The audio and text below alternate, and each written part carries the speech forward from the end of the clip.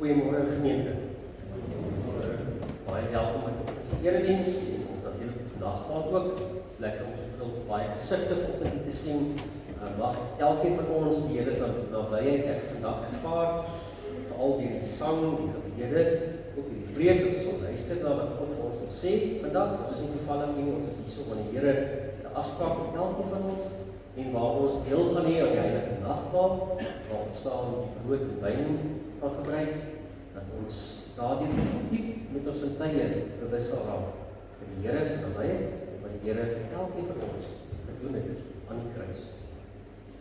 Ons hoofteks vanoggend is Markus hoofstuk 1 van vers 14 tot 20 en die tema is die lewe gaan gee en neem. Nee, ek het gee, ek moet neem in my eie lewe. So dis die saak van onthou ons is in die kerkjaar en die tydperk nou na Kersfees, die tydperk waar Jesus begin het met sy bediening, sy prediking, waar Jesus verskillende goed gesê het en gewys het deur wonderwerke en dan beweeg ons later na natuurlik 'n lydenstyd, net waar Jesus oorgelewer word om gekruisig te word.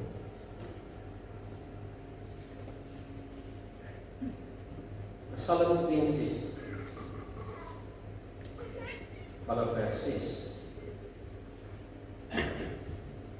Net by God vind ek rus, want op hom vertrou ek. Net hy is my rots en my redding, my veilige vesting, sodat ek stewig staan. God is my redding en my krag. Hy is my rots, my sterk. God is my toevlug. Vertrou altyd op hom, my volk. Stort julle hart voor my. God is vir ons 'n toevlug. Mense is verganklik, mense is niks. Op 'n skaal wys hulle geefgewig. Saam is hulle minder as niks. Moenie op geweld gedruk nie. Beroof sal jy niks in die sak bring. As jou rykdom toeneem, moenie dat dit jou te na aan die hart neem.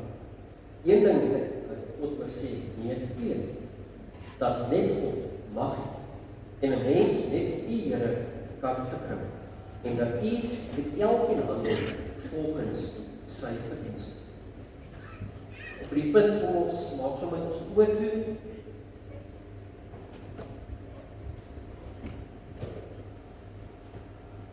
Vir die Vader, vir die Seun en vir die Heilige Gees. Dis net ons vanoggend. En Here, dankie dat elkeen van ons vanoggend hier in die huis mag wees. En vir die mense wat kyk na die video opname, ook daar waar hulle luister. Here, mag ons die nabyheid werklik ervaar vanoggend. Mag U ons help om werklik tot inkeer kom te dink in ons eie lewens eerlik te wees. Sodat as ons die nagmaal gebruik, opreg en opreg dankbaar moet wees vir U genade vir ons elkeen se lewe. Ons bid in U naam alleen. Amen. Ons journalist is op werklik verlof. Ons gaan vanoggend gebruik maak van Messias en gesing. Die eerste lied gaan ons net so bly sit en die volgende lied 4 Gees van God wat in my lewe.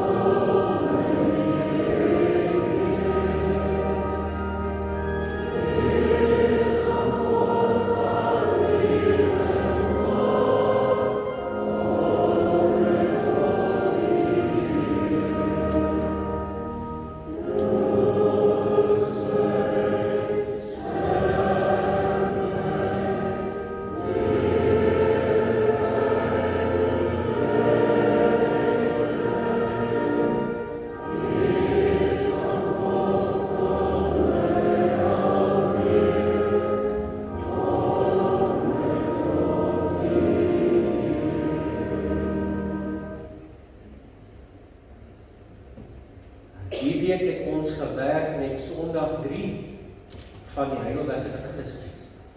As ek sê ons, dan wil ek die dagstukkies wat uitgestuur word vir julle wat die dagstukkies van Dinsdag op Vrydag ontvang.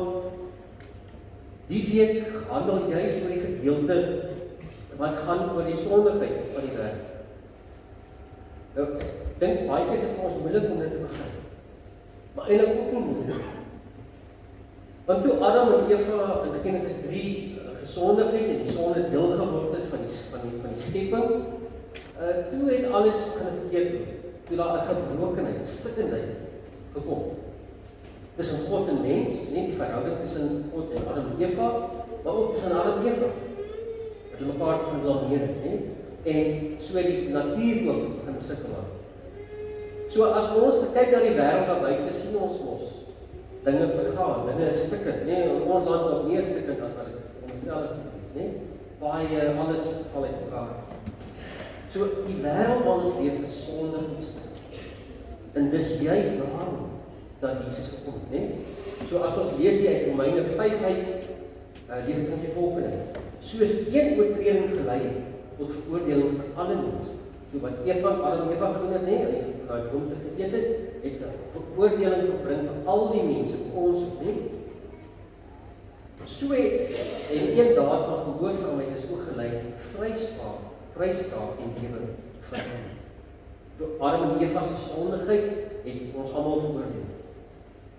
Of ek nou daarvoor skuldig is of nie, né? Maar dit is deel van die lewe.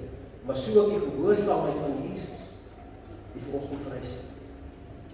En ons moet dit elke dag besef, om te besef dat die Here werklik ingryp in die stikkende wêreld en dinge weer kom heel maak, né? Ons sien nog nie alles heel nie, ons weet Openbaring ons sê en einde sal alles weer heel wees. Daarom moet ons van ons kant af hierdie heelheid, hierdie genesing moet uitleef in ons eie lewens, in ons verhoudings en in ons verhouding natuurlik ook met God. Kom ons sê vir die Here dankie met die volgende 2 liedjies wat ons ontstaan en sing. Kom ons staan en sing. Amen.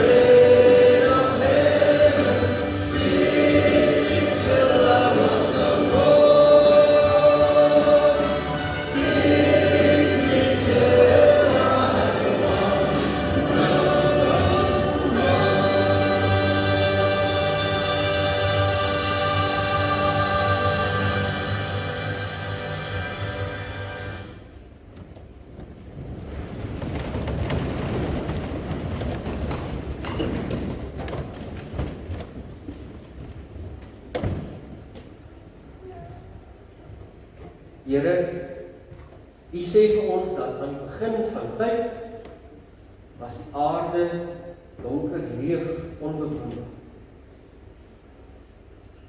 En dag vir dag het U om orde skep, het U lig gegee, het U waters omgee, U die plante gevorm, elke klein grasie, plant, blommetjie, boom. So ook elke gogga, muur, muis, voël, groot dier.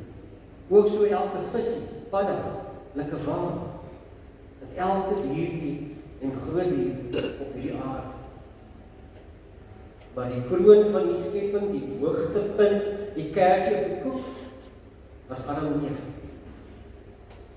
Die mens wat U geskaap het, as U verteenwoordig is.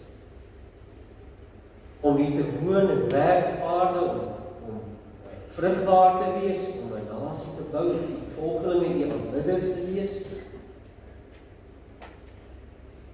Maar Here, in Genesis 3, daai is redelik verkeerd. Toe hierdie sprokiesverhaal, iewers skielik in 'n nag en maar U het dit nie daar gelaat. U het U seun gestuur, Jesus Christus. En daardeur, dit wat alles stikkend was, het kom reg. En so het U vir elkeen van ons ook aan die kruis gesterf. Juis om daardie dinge weer reg te maak. Om ons te kom reg te maak. Daarom, Here, as ons vanoggend in die woord gaan lees uit Markus 1, bid en smeek ons by U, Here. Praat met ons. En dat ons sal luister na U stem. Dat ons nie maar net 'n preek na sal luister nie, maar dit sal deel maak van ons elkeen se lewe. Of ek nog in die laerskool is, in die hoërskool, of 'n student is, of ek 'n werker is, 'n middeljarige persoon of 'n ouer persoon wat dalk al afgetree is. U werk op elke dag van ons. U skaap op elke dag aan elkeen van ons.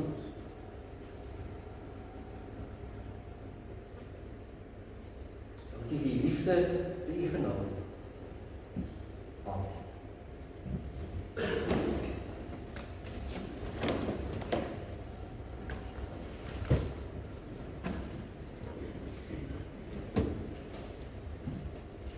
Daar is 'n magtig verhale oor die tema van gee en neem. Soos daar 'n verhaal, julle moet maar verskoon, ek sê maar ek sê nie 'n goeie storie vertel nie. My les moet probeer. Ek sal julle verstaan die punt wat ek wil maak. Eendag was daar 2 straatmusikante. So straat was 'n straatmusikant. Dis iemand wat op die straat maar musiek maak met 'n instrument, sing of iets. Of so maar die hoofjas het op iets vir geld is, net om 'n manier van lewe te lei. En so iewers daar in Europa, in 'n groot stad, was daar hierdie 2 straatmusikante. Die een het 'n viool gespeel, daar wat die viool speel, die ander het gitaar gespeel. Die een wat viool gespeel het, was baie keer meer geestelik en opgewonde en het dikwels meer geldjies gekry, donasies wat mense nou maar na hom gegooi het, as jy daar geluister het en verbygestap. Maar omdat sy altyd so begeesterd, vriendelik was, het sy gereeld die ander musikant aan die ander kant van die plein opgekom. En amper elke dag, as sy nou geld bymekaar maak, en die dag, dan gaan sy na die ander musikant en gee hom ook iets van dit wat sy gekry het, nie? Want in sy was daar maar dikwels maar nie baie geld, baie minder geld as in sy. En met daai bietjie geld om dan 'n kos koop en hulle self versorg daar op die straat, soos wat hulle geleef het in armoede. En eendag toe hierdie vioolspeler baie begeester is en 'n goeie lied, 'n goeie liedjie nou daar speel, kom daar 'n ryk sakeman af by. En hy raak so bewees ingetrek deur hierdie mooi lied en die weergawe en die manier hoe die violist dit speel, dat hy sommer 'n groot donasie in die lied naam. En hierdie violist is so opgewonde en dankbaar vir hierdie donasie wat die persoon gegee het, dat sy sommer dadelik hardloop na die man oorkant met sy gitaar daar koppel en 'n paar liedjies wat weer sing, want hy sukkel om lekker met vreugde te doen. Maar hy het gesien wat daar gebeur, want hy het gesien die groot skare wat rondom die violis bymekaar. En toe sy nou die helfte wil gee van wat die man vir haar gegee het, wil hy dit eers nie aanvaar. Hy voel, hy verdien dit. Hoe kan hy dit nog net kry, want hy kry die hele tyd nog nie van hom. En hy gee nie eintlik vir iets in terug. Die ouene het sy hom nou weet, en hierdie groot teken van gee, van liefde en omgee wat sy teenoor hom betoon het iets in hom wakker gemaak. Dat hy begin 'n liedjie skryf. Hy self mag gesukkel om dit altyd lekker self op te voer en met volle ywer en opgewondenheid en met 'n jeugdigheid op te voer, maar hy het liedjies begin skryf en hy was net baie goed met liedjies. En so gee hy die liedjies vir die violis en sê, "Hoe jy dit?" Het jy weet, van so later het hulle baie bekend geraak en hulle het beroemd geraak en saam getoer oor die wêreld heen. Maar hierdie verhaal, uit hierdie verhaal het hulle altyd die dag onthou. Onthou julle daai?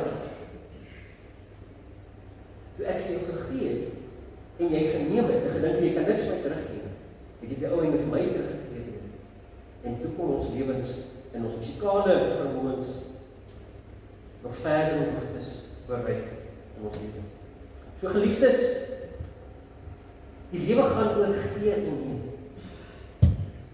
Partykeer is dit baie keer ongebalanseerd, né? En dis maar die probleme met ons land, né? Dit voel vir baie mense hulle gee te veel die hele tyd, ander mense neem net veel, of steel net veel. Maar die Bybel is 'n verhaal, 'n klomp verhale van gee en neem. Dink byvoorbeeld by jou eie lewe, né? As jy nou getroud is, sal jy weet in die huwelik van 'n dag. Jy moet baie keer baie nederig wees. Dikwels meer gee van jouself. Tyd gee, moeite gee, tyd spandeer met die ander persoon. Om die huwelik te laat werk. As jy bevoorreg is en geseënd is om 'n gesin te hê of naby vriende wat jy naby is, wat soos familie vir jou is, sal jy ook weet dat 'n goeie verhouding, 'n goeie vriendskap gaan baie keer begin. Dat jy baie keer opofferings maak van jouself moet gee, moeite, liefde, genade moet gee vir 'n ander persoon. En dikwels, telkens nie baie terugkry van dit. Nou kom ons lees so 'n verhaal van gee en neem in die Bybel. So Markus 1, die woorde kan op die skerm verskyn, maar jy kan nou ook jou eie Bybel opmaak as jy wil lees self uit Markus 1. Nou hierdie is aan die begin van Jesus se bediening, waar hy begin preek. Die eerste gedeelte is basies sy eerste preek, sou mens kon sê, wat Jesus gelewer het, en daarna roep hy die disippels om lees ons. Nadat Johannes in die tronk opgesluit is, het Jesus na Galilea gegaan en die evangelie van God verkondig. Hy het gesê, die tyd het aangebreek en die koninkryk van God het naby gekom. Bekeer julle en glo die evangelie. So kyk die kort preek, nee, ek gaan nou 'n bietjie raak op preek. Dit is 'n baie kort preek wat Jesus sê, kort en kragtig, maar dit is ook maar. Vers 16. Eendag toe Jesus langs die see van Galilea loop, het hy vir Simon en Simon se broer Andreas gesien waar hulle besig was om werknette in die see uit te gooi. Hulle was vissers van beroep. Hy het vir hulle gesê, kom hier, kom saam met my, en ek sal julle vissers van mense maak. Onmiddellik het hulle die nette verlos en hom gevolg. Toe hy 'n eind verder gaan, het hy vir Jakobus seun van Zebedeus en sy broer Johannes gesien waar hulle in die skip besig was om hulle nette reg te maak. En dadelik het hy hulle geroep. Hulle het hulle pa Zebedeus net so saam met die loonarbeiders in die skip gelaat en saam met Jesus gegaan. Dus lees dan dit ook.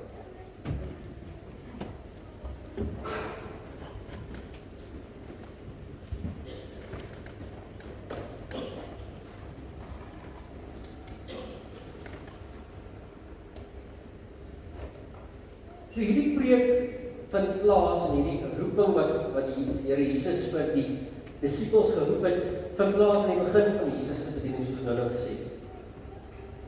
As jy die stukkies net voor het lees, was Jesus net voor hy was in die woestyn gewees vir 40 dae, waar die duiwel gekom het om probeer versoek het, om die pad af te kry, en voor dit was Jesus gedoop en dan was hy gehoor, net so, dis die paard wat hy nog probeer het voor, net.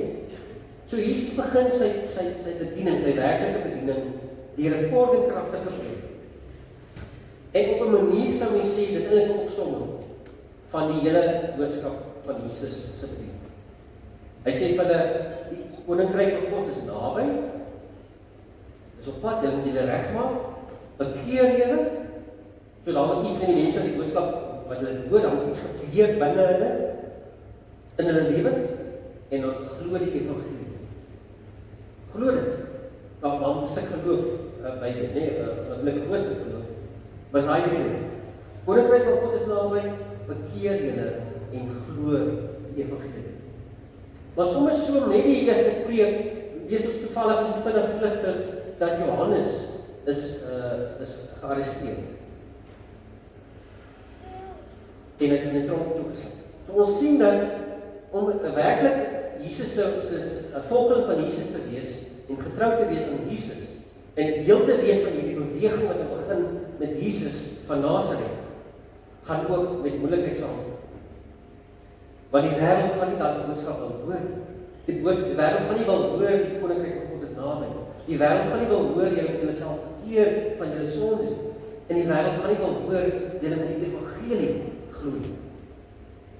Daarom word Christene vervolg sommer van die begin af. En ons kan dit weer trek na ons eie lewens in die wêreld. Vandag gaan ons later die mense op die woord van ander lande hoe swaar daar gaan met Christene. Nou, dis interessant natuurlik, en dalk het julle al gehoor hiervan in vorige preke by ander dominees, leraars, of vir my ook selfs, dat is baie interessant dat Jesus vissermanne gaan roep as disippels. Dat eerste disippels. Hoekom sê ek so?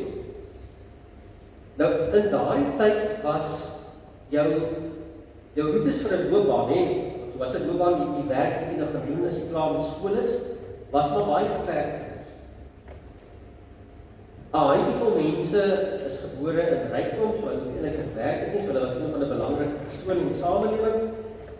Dan was daar 'n groep geleerdes, skrifgeleerdes, die mense wat rabbies geword het, mense wat die Ou Testament baie goed ken het, hulle kop uit en hulle kon ander mense geleer het daarvan. Maar dit was ook onmoeilik geweest.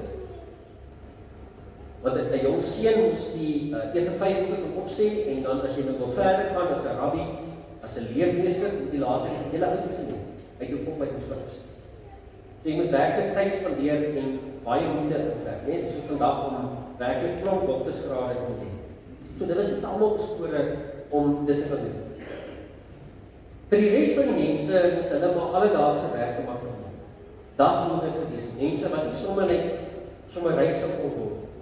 Dis mense soos vissermanne, soldate, boere, mense wat skepe gebou het of tente gemaak het, die alledaagse goed van daai tyd.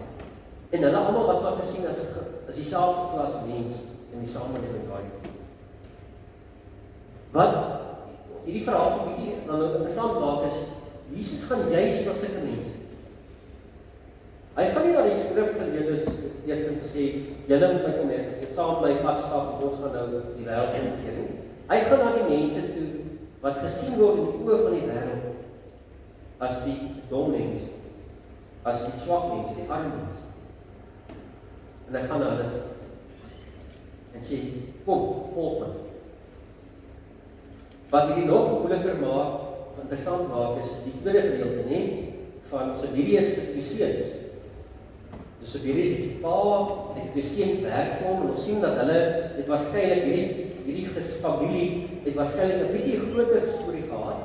Hulle kon woonarbeiders ook gehuur.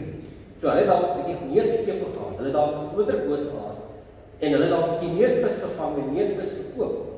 So dit was 'n familiebesigheid geweest. So, in daai tyd, veral in die kultuur van die Jode, na die tyd was familie baie belangrik en jy word geken deur jou familie. So dis 'n groot voorreg as jy saam met jou pa en jou broers, familie sou kom werk en dieselfde besigheid. Daar's 'n stuk trots daar. En jy wil die beste doen vir jou familie, sodat jou eie kinders eendag kan oorneem met jou, saam met jou, sodat daai nalatenskap wat voortgaan in die toekoms. So daar's 'n stuk trots wat hierdie twee visserseuns van hulle vir hulle pa moes gehad het in daai tyd. En nou kom hier 'n vreemde persoon na hulle. Hy gee 'n kort brief en hy sê kom, volg my. En ons lees daar ook weer 'n toekoms van eers 2 persone en dan die 2 broers wat vir hulle pa werk, dat hulle dadelik onmiddellik het hulle alles net so gelos en weggegaan. Ons sien hier 'n groot stuk opoffering wat hierdie disippels moes gemaak het. Want toe Jesus hulle roep, het hulle nie om verskonings gemaak nie, maar hulle moes moeilike goed agtergelaat. Hulle moes 'n familiebesigheid agtergelaat. Hulle moes enige bron van inkomste wat hulle gehad het agtergelaat. En hierdie vreemde man bevolk wat kort kragtig gepreek. Toe Jesus kom na hulle toe, hy gee vir hulle 'n boodskap. En hy vra vir hulle, ontvang dit, neem dit, maar dan moet julle lewe afgee. Alles wat julle het en weet en dink julle is, moet julle prysgee en saam met my kom. So daar sien ons hier 'n ruiltransaksie wat plaasvind tussen Jesus en hierdie eerste disippels. Wat ook interessant is van hierdie verhaal, in die tydperk was dit 'n algemene verskynsel dat daar rabbies rondbeweeg het tussen mense. Dat hulle soos wat Jesus rondbeweeg het, ook groep mense gehad het, disippels, en dat hulle mekaar geleer het die rabbi, en dat die rabbi nou so rondbeweeg het van dorp tot dorp en bedien het. Maar wat verskillend is met Jesus, is dat Jesus het die mense kom ontmoet. By die ander gevalle, by die ander rabbies het het so dat mense het aansoek gedoen en hulle het gevra, rabbi mag deel wees van jou groep, wat ek wil jou leer. En hier sê Jesus vir die mense, kom na my. Dadelik wys Jesus vir ons dat hy anders werk. Ok, nou dink julle dalk julleself, ok, ons hoor iets van neem, gee en neem, maar waarom moet ons dit hoor in ons lewe? Waarom moet ons vanoggend daarvan praat? Waarom moet ons daarvan hoor voor ons saam die dagmaal gaan gebruik? Want die lewe, vriende, gaan oor gee en oor neem. Dikwels sukkel ons baie met dit. Ek het dit gesien in my eerste gemeente daar in Karoo. Toe daar was dit die vreeslikste droogte in die eerste laaste 100 jaar. So vanaf daar was tot ons weggegaan het, was dit nie genoeg. En gedikwels moes ons as kerk en ek as dominee moes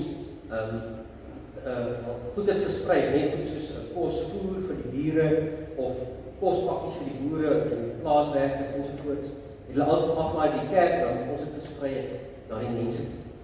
En dikwels het ek gesien dat mense wat gee nie altyd weet hoe nie, en mense wat ontvang nie altyd hoe ontvang. Dit is 'n bietjie ongemakkelijk.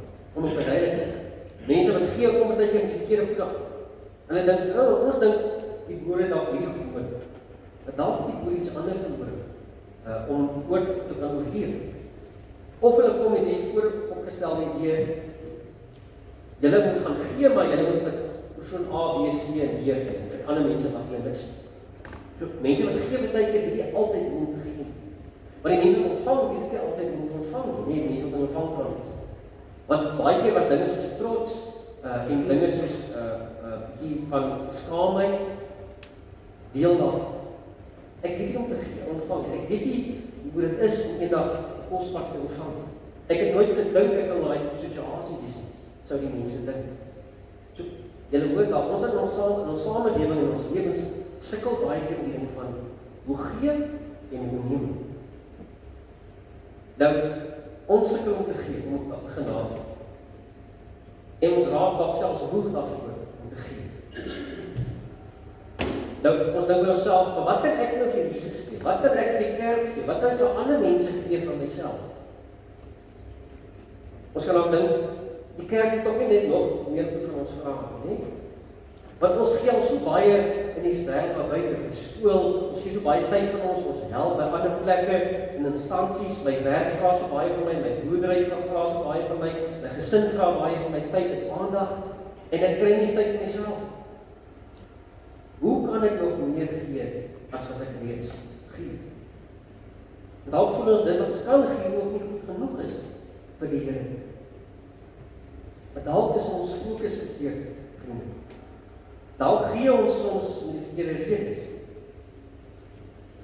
Ons moet altyd onthou dat dit wat ons gee aan ander mense of aan die kerk of aan arme mense of wie ook al daar buite of aan ons gesin of huweliksmaat, in die eerste plek gee ons dit vir Jesus. Want alles wat ons het is maar net genade. En daarom as ek uitdeel aan ander, moet my fokus altyd daarop wees is dat ek gee dit terug aan die Here. In die vorm van hom, in die vorm van my tyd, in die vorm van my aandag aan mense daarby. Die 4 disippels is ons 'n goeie voorbeeld. Dat daar 'n dringendheid was wat hulle besef het.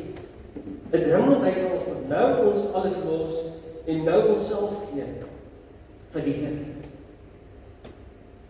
Want die koninkryk van God is naby. So aan die een kant sukkel ons om te gee, ons weet nie altyd hoe nie. Aan die ander kant, vriende, sukkel ons dan ook soms om te neem. Nou, voordat ons nou uitgee, moet ons daar ook eers ontvang, né? Nou, wat gee Jesus vir ons? Ons begin daar, as 'n goeie voorbeeld. Jesus gee in Markus 1 vir ons die boodskap van die koninkryk wat naby is. Hy gee ons die boodskap van die evangelie. En ons moet dit net aanneem. En deel maak van ons lewe. As iemand vir my omgee en my sy of haar hand uitreik na my, moet ons soms trots sluk en sê dankie en ons hand terugsteek. Daardeur dankie sê. En waarom sê ons nie? Sit dalk ons trots, dink ons dalk ons kan self ons dinge doen, ons het nie ander mense nodig nie, of mense uit verraai en verlede, of ek kan self alles doen in die lewe. Dalk dink ons verdien dit nie, ek moet dalk iets gee of betaal hiervoor, ek kan nie dit ontvang nie. Is dit dalk 'n verkeerde verstaan van die evangelie?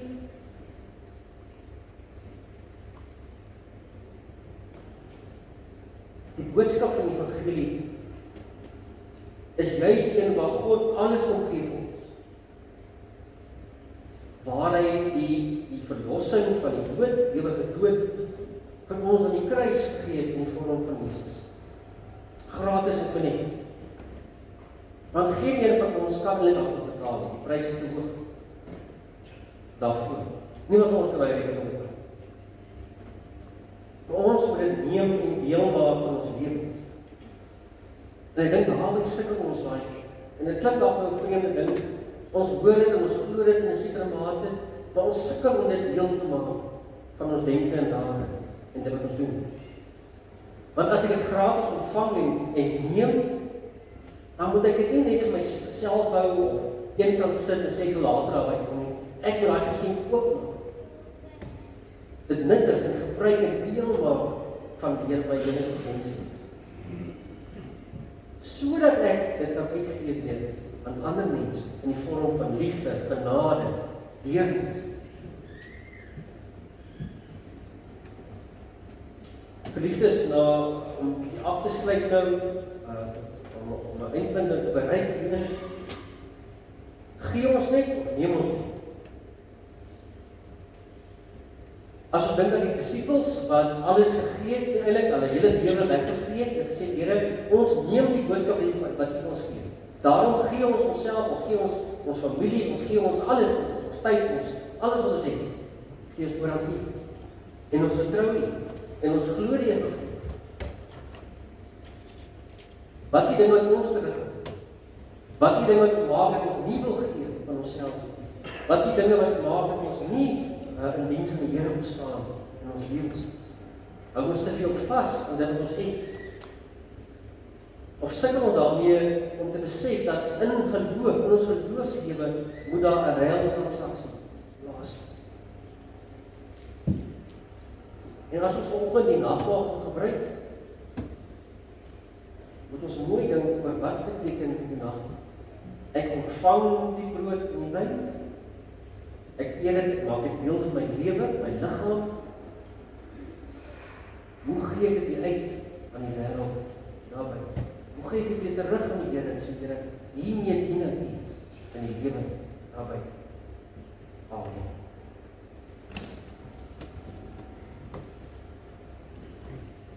Here, die lewe gaan oor gee en nie. Here, U gee baie dinge vir ons. En U het al die jare heen vir ons dit gegee. Maar so kan U ook dinge neem by ons. Help ons, Here, dat dit wat ons gee, dat ons dit sal ontvang en neem en deel maak met dankbaarheid sal ontvang. Sodat ons kan gee weer aan ander mense. Sodat ons kan gee en teruggee aan U, Here. Nie omdat ons dit nie wil hê nie, maar juist, Here, omdat U my gered het, omdat U my sondeloos maak, kan ek juist kan leef in daardie begin. Here, help ons, waar ons nou gekoop beweeg na die nagmaal toe, dat ons sal diep dink oor die betekenis daarvan. Dat ons dit sal kan uitleef in ons lewens naby. Dankie, Here, vir die geliefde genade en help ons, Here, om die boodskap van die evangelie met dringendheid aan te hoor en gehoorsaamheid daarom toe te gee. Amen. Kom ons, terwyl ons bly sit, kom ons sing die volgende lied saam.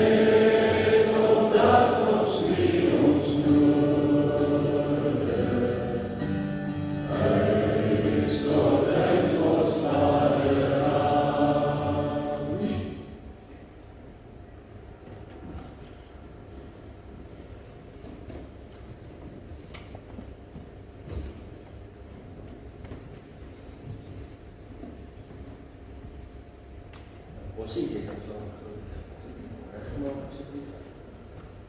Dan die persoon wat gevra het om die tafel te sit, ek kan ook kom as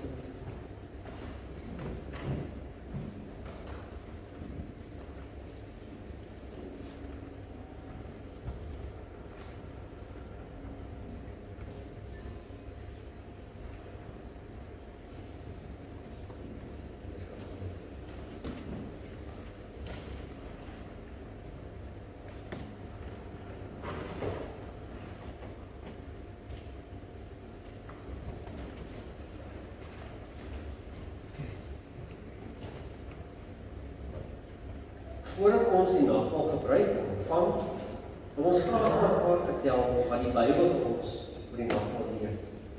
Die Bybel leer ons dat God ons baie lief het. Ons weet dit, omdat hy sy seun is, Jesus vir ons gestuur het. Die Bybel leer ons ook dat Jesus ons baie lief het en sy lewe vir ons gegee het. Dit het hy op Goeie Vrydag aan die kruis op Golgotha vir ons gedoen. Die Bybel leer ook dat Jesus self die nagmaal die eerste keer aan sy disippels gegee het en vir hulle gesê het om dit gereeld te gebruik. Kom, sodat ons nooit sal vergeet wat Jesus vir ons elkeen gedoen het. Die nagmaal vertel vir ons wat Jesus vir ons gedoen het op 'n punt. Hy het op die kruis vir ons gesterf, maar ook opgestaan en hy leef. Die brood wat ons nou nog eet, laat ons dink aan die swaar kry en die dood van Jesus aan die kruis en aan sy liggaam vir ons gebreek het. Die wyn wat ons drink, laat ons dink aan die bloed van Jesus wat vir ons aan die kruis gevloei het. Wanneer ons die brood en wyn gebruik, sien ons almal saam met die Here dat ons sy kinders is. Ons sien ook daarmee dat ons glo dat ons almal eendag saam met Jesus in die hemel sal wees. Die nagmaal help ons nou al om te sien hoe lekker dit eendag in die hemel sal wees. Daarom is ons bly wanneer ons die nagmaal gebruik. Ons sê ook hierdie nagmaal vir die Here dankie vir alles wat hy vir ons doen en gedoen het en nog sal doen in ons lewens. Ek vra dat die kerkraad na vore kom, die helpers wat uitdeel, asseblief vir ons gehoor.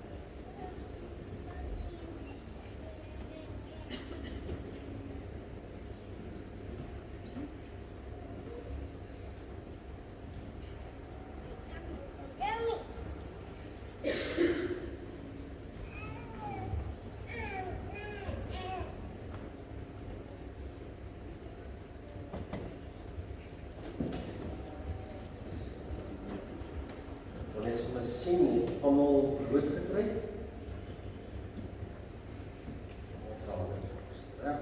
Almal wyn, wynsap, kry, wat geslaan, en so lekker hoor. Dit kom vir maar die ding wat se wat nou die ding wat verpak nou.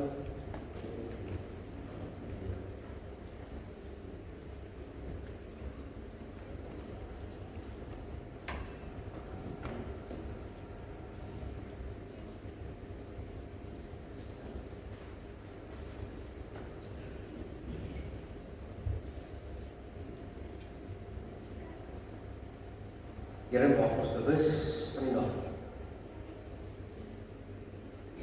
Ontvanklik daarvoor, wat U gee en ons nie.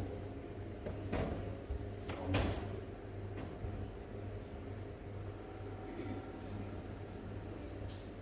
Wanneer ons die brood breek, dink ons aan Jesus se liggaam wat vir ons gebreek is. Neem dit, eet dit, en dink aan sy liggaam wat vir my en vir jou gebreek is.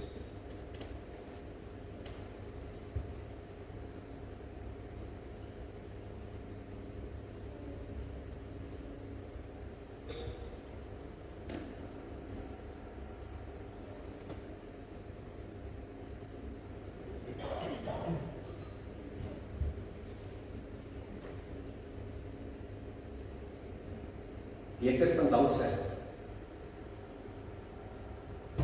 Jesus se bloed het gevloei in die kruis om ons skoon te was van al ons sondes. Wanneer ons nou die wynsap aanneem, moet ons dink aan sy bloed wat vir elkeen van ons gevloei het.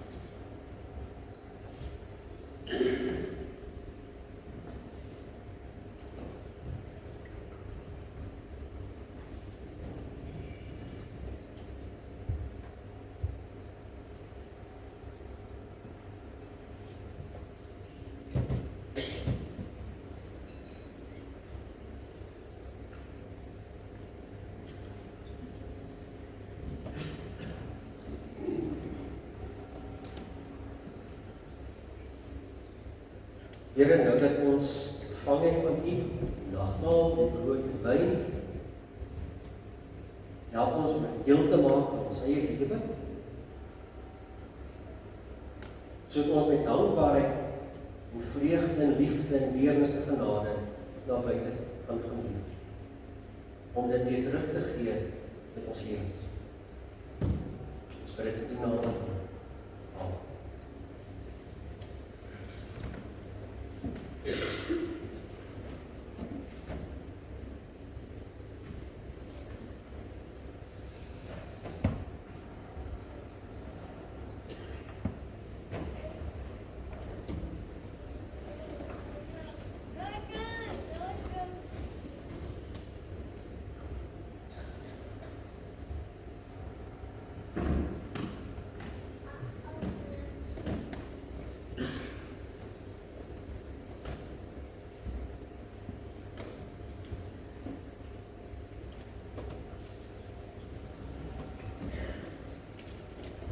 Geliefdes, in terme van ons afkondigings, neem ons die kennis, as we nog nie weet, van ons week van gebed wat môre begin. So môre dan natuurlijk maandag, tot en met donderdag, om 6:30, 11 aand ons op die kerk gebouw, van daar dienstfees, dinsdag dan so 3:30, misschien 4 moet wees. Maar kom bid asseblief saam, as jy kan, dit staan selfs so makkelijk, van die plaas of verder, om het donker raak nie. Maar asseblief bid saam, ek sal afgeoppend die tema en tekst gestuur, as jy nie kan self fisies bywoon nie, kan jy sommer in jou eie sintyd ook die tekstgedeeltes lees, en sommer net saam bid, dat ons as gemeente dit werklik saam dan bid. Dan is al 'n paar belangrike vergaderings die week, by verskillende diensgroepe, iemand op 'n missie so aan. So asseblief dat julle ook aan dit sal dink, in besonder en baie sterk en almal wat daarmee besig is. Dan so 'n bietjie terugvoer oor ons 4 bedienings fokusareas. Sending het, ek gaan nou op sending bietjie iets terugvoer gee. Sending het al by mekaar gekom 3 jaar. Dinge te bespreek, beplan vir die jaar wat voorkom. So hulle sal ook in die nabye toekoms bietjie terugvoer gee aan die gemeente oor wat alles beplan word in terme van sending in die gemeente. Leierskap het ook al vergader die week en hulle is ook besig met beplanning op alles wat daar rondom gegaan. Sorg gaan hierdie week met nou kom, gaan sorg by mekaar kom en dan sal ook ons terugvoer gee en julle om te weet waarmee hulle besig gaan wees hierdie jaar en woord sal ook binnekort vergader om hulle dinge by mekaar te sit en ook so aan julle die terugvoer te gee. So kom ons kyk hier oor sending, ek is 'n paar skyfies wat aangestuur is, ek gaan hom ons lees 'n bietjie wat ek ontvang het. So Noord-Korea, soos julle weet, is 'n kommunistiese land met baie uitdagings. En die Christengeloof is dan natuurlik verband daarso. So vir uit die afgelope 30 jaar is 21 jaar waarvan is Noord-Korea die gevaarlikste land ter wêreld om 'n Christen te wees. So as jy ontvang met enige Christelike materiaal of sien jy bid of iets doen of iets, dan word jy vervolg dan. So hulle word per radio bereik die mense daar woon en dan natuurlik alle mense ook om hulle die boodskap uit te kry. So Geopende Deure is 'n organisasie wat in die geheim help om klomp Christene wat gevlug het uit Noord-Korea uit om hulle te help in China met kos, skouplek en ook dan met disipelskap om hulle so te versorg. Dan die Kim familie is dan die leier van Noord-Korea met sy hele familie. Hulle word gesien as gode, né? Die mense het die vreeslike gesag en ontzag vir hulle. So jy mag net hulle mag nie eintlik van 'n God of geloof dat daar is. En volgende kanaal is God skyfies. Ons kan natuurlik nie die taal verstaan nie, maar daar onderskrifte oor getuienisse oor gelowiges wat binne Noord-Korea gewoon het of is. 북한에서 기독교인으로서 발각되는 것에 대해서는 끊임없는 이런 두려움이 항상 따릅니다. 그것은 매우 걱정입니다. 곧 죽음입니다. 어느 날 저희부가 우리 집에 와서 집을 조사했어요. 그리고 내가 손으로 쓴 성경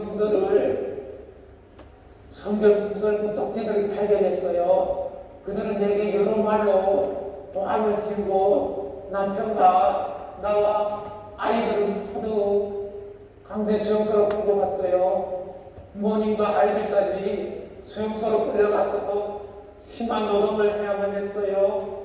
이제는 북한에 있자구나.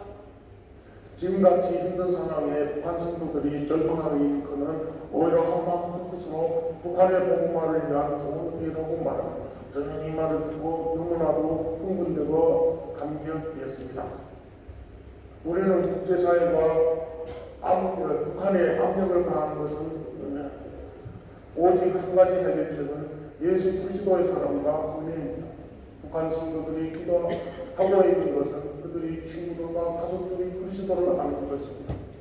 그들은 자신들을 축복하는 자들을 위해서 기도하고 있습니다. 우리는 기적이 하나님을 섬기고 있습니다. 아멘.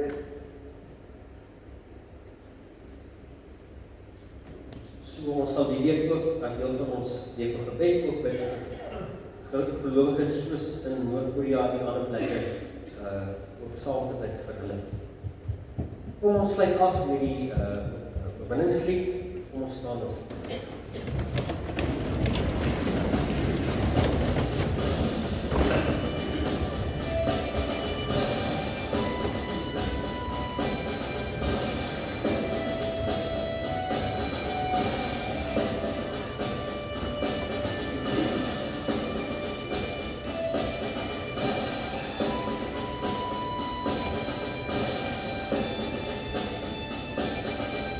Ek sien in my gees die glorie en die alma van die Heer, die allerhoogste, wat in liefde oor sy koninkryk regeer.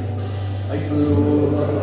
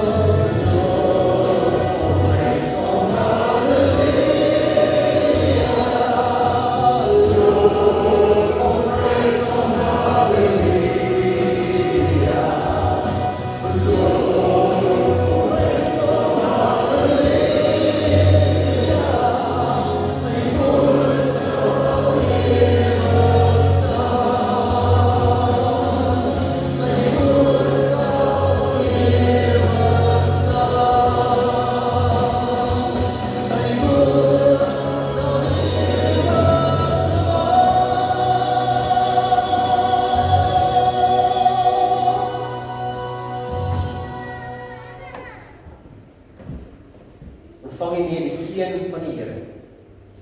Die Here sal julle seën en beskerm. Die Here sal op julle redding verskyn en julle genadig wees.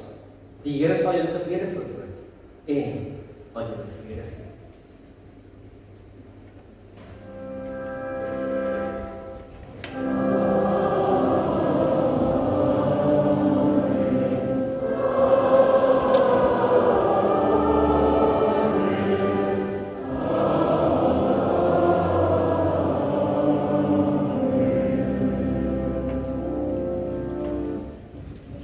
Geseënde week